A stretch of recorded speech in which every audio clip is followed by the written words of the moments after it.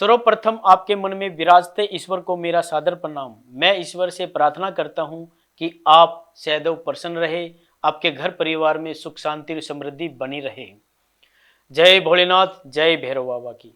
घर पर श्राद्ध करने का सही तरीका क्या है, ये पता होना बहुत जरूरी है, क्योंकि साल में एक बार ही ये अवसर आता है जब हम अपने पूर्वजों का आशीर्वाद जो है प्राप्त कर सकते हैं, और उनका ये आशीर्वाद हमारे जीवन में सुख शांति और समृद्धि ला सकते हैं।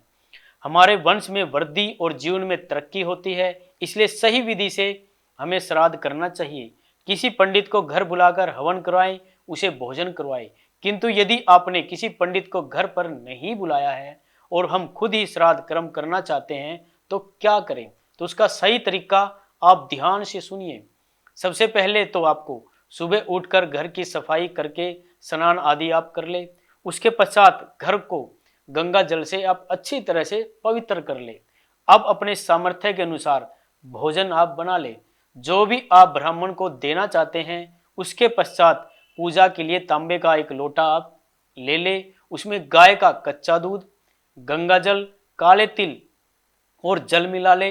अब एक थाली में जो भी भोजन आपने बनाया है वो आप ले ले। अब थाली और जल का लोटा लेकर दक्षिण की ओर मुंह करके आप आराम से बैठ जाए और अपनी अंजलि में जल भरकर अपने पितरों का ध्यान करें। अपने मन में अपना नाम, अपने पिता और अपने दादा का नाम लेकर जल को अपने पितरों को समर्पित जो है आप कर दें, और ये जल अपने अंगूठों की तरफ से एक थाली में आप छोड़ दें। इस प्रकार 11 बार जल को थाली में आपको ये छोड़ना है। उसके पश्चात इस जल को पीपल में जो है आप चढ़ा दें और ये भोजन आप किसी ब्राह्मण को दे दें। घर में 1 या 3 ब्राह्मण को भोजन जरूर कराएं। घर में जब ब्राह्मणों को आमंत्रित करें आप, तो पहले उनके चरण अवश्य धोए और उनके चरण धोते समय पत्नी को अपनी दाई तरफ आप रखें। भोजन करवाने के बाद अपने सामर्थ्य के अनुसार ब्राह्मण को दान दक्षिणा आप दें।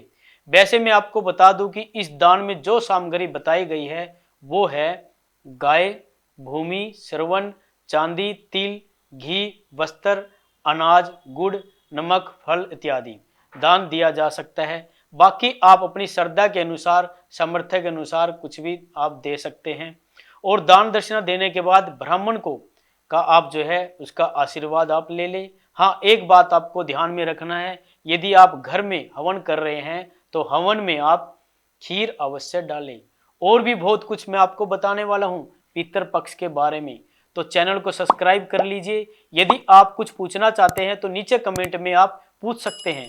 तो मेरे प्रिय दर्शकों, जय भैरव बाबा की, जय भोलेनाथ।